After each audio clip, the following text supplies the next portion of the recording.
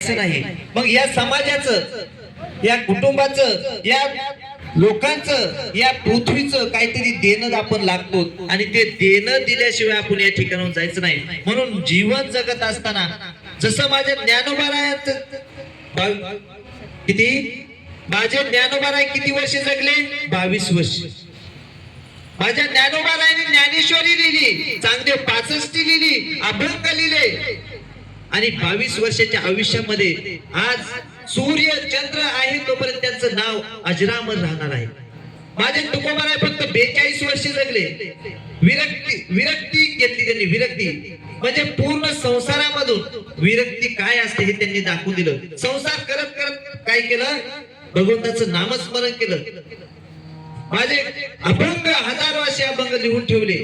माझे नाथ महाराज, माझे नामदेव महाराज, माझ्या नाथ महाराजांनी भावार्थ रामायण हे लिहून ठेवलं। म्हणजे एवढं, कारण का भक्ती कशी करावी माझे संतांकडून शिकलं पाहिजे। आणि त्या भक्तीमध्ये भाव असावा, प्रेम असावं।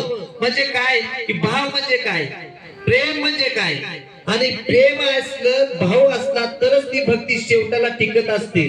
बरोबर।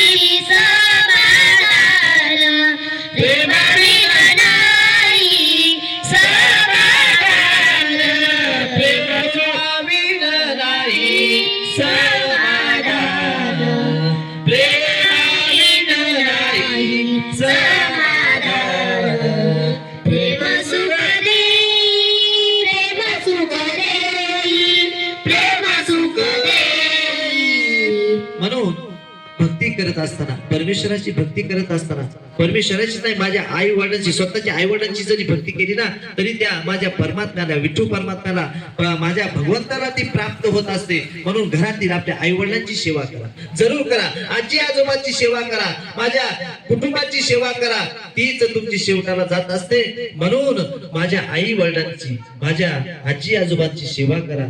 आजीच माझ्या प्रवचन सेवेरूपी आई साहेबांच्या चरणी काय करतो, ही प्रवचन सेवा अर्पण करतो आणि थांबतो।